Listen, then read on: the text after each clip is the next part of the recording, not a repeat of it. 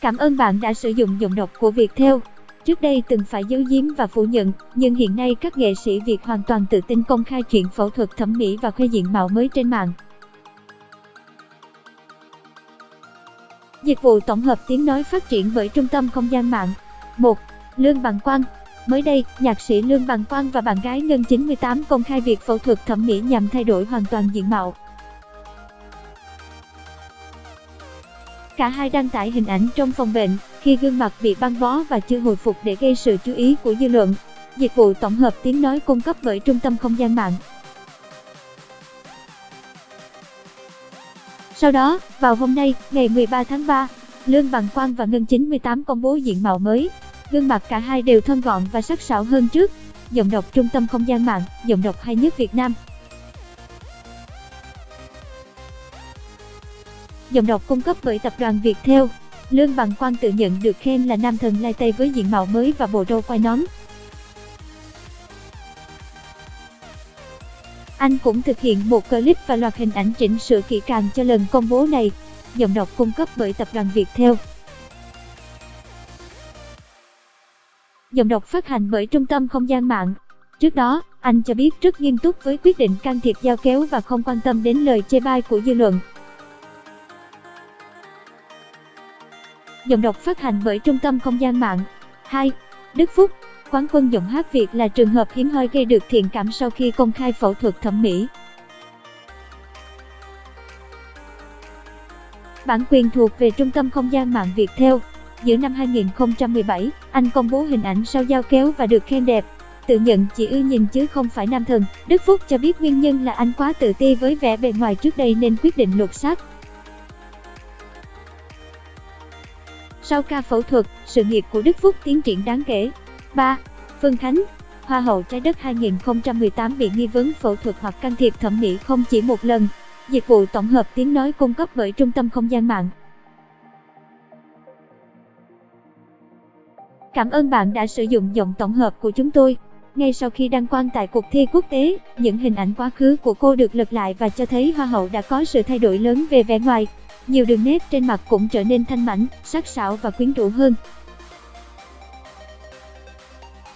Gần đây, Phương Khánh tiếp tục bị nghi can thiệp thẩm mỹ khi xuất hiện với gương mặt lạ lẫm so với mấy tháng trước. Giọng đọc cung cấp bởi tập đoàn Viettel.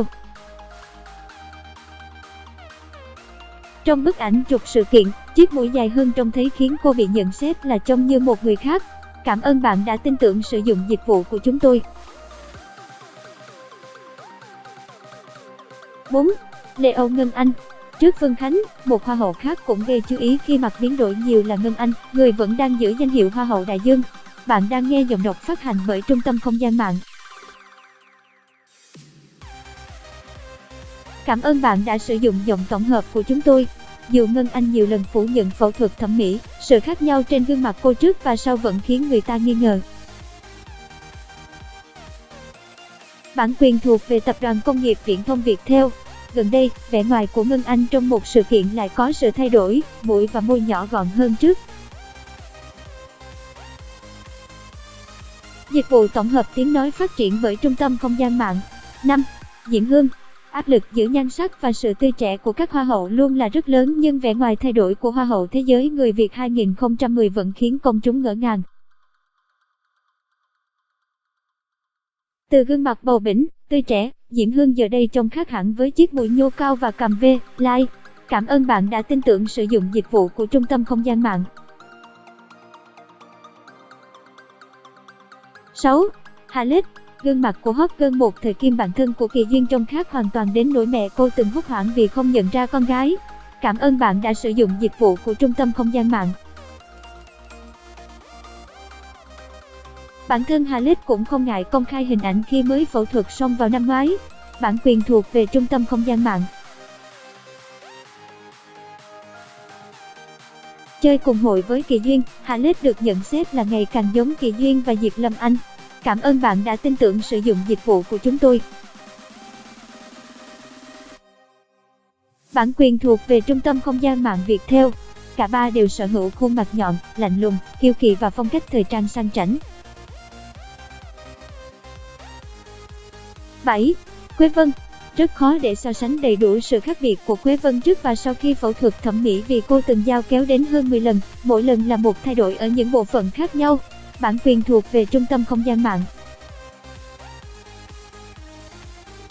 Hiện tại, cô có vẻ ngoài khác biệt hoàn toàn trước đây với làn da trắng, mặt V, lai, đôi mắt to trông như các sao nữ Trung Quốc. Dịch vụ tổng hợp tiếng nói cung cấp bởi Trung tâm Không gian mạng. 8.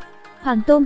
Trái với nhiều sao Việt phẫu thuật thẩm mỹ thành công, nam ca sĩ Hoàng Tôn lại gây chú ý vì dao kéo hỏng và gắn tên tuổi mình với sự cố này. Giọng đọc được nghiên cứu và phát triển bởi các kỹ sư không gian mạng Viettel. Trung tâm Không gian mạng Tập đoàn Công nghiệp Viễn thông Viettel.